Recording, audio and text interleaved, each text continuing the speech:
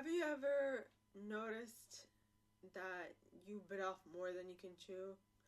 Hello, and today's insight is mainly going to be about what do you do in front of a mountain of stuff to do?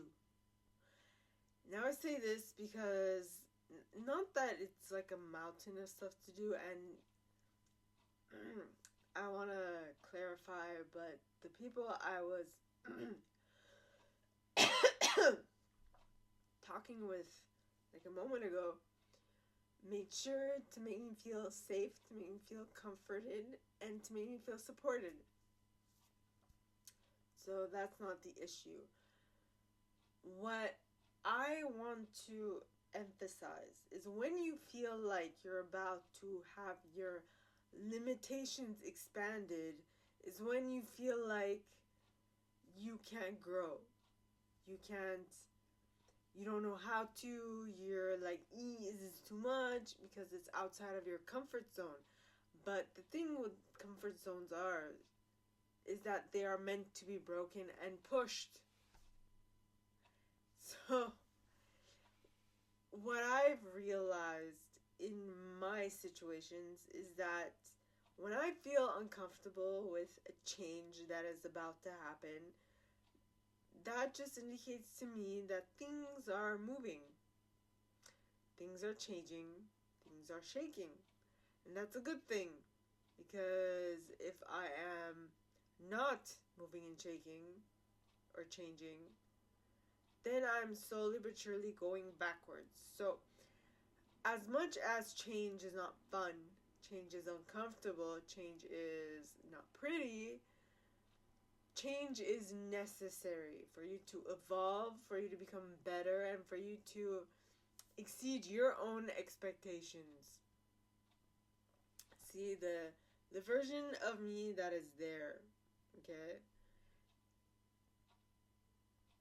could not have become this version if that version didn't grow and expand and change. So, as much as you're like, ooh, this looks tedious, it might, but the best way to make a change more palatable, more enjoyable, more doable, more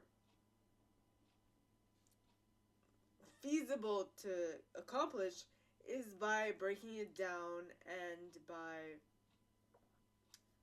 taking it off bit by bit, right? Chunk by chunk, step by step. That is the best way. And I can tell you, by the trauma of leaving a project to the last minute and not completing it on time,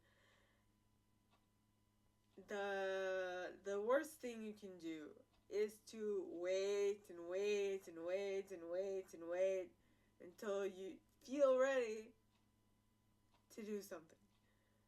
I mean, I did that once for an actual university paper. And not just any paper, a paper for a class in political science. 20 pages for one single paper. I mean, I let it go because I did not feel ready. Right? So I don't know if you noticed, but I'm very much in tune with my feelings, emotions, and inspirations.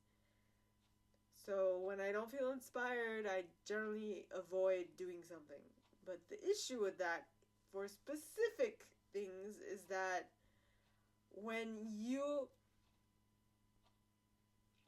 have issues, it's going to be felt even more. And you are going to have difficulty actually completing the task at hand. Now, the paper I was referring to, I handed it in, but like 6 weeks too late or something. And so I barely passed that class. Like literally off the skin of my teeth. That is how close to the wire I was. Thank God in university, 50 is an actual passing grade. Yo. But, which does not mean do it, repeat what I did. No. I'm just telling you to not leave it to the last moment. And sometimes when you're working on a scientific paper, it's best to actually break it down into little chunks and to then be able to actually hand it back in on time.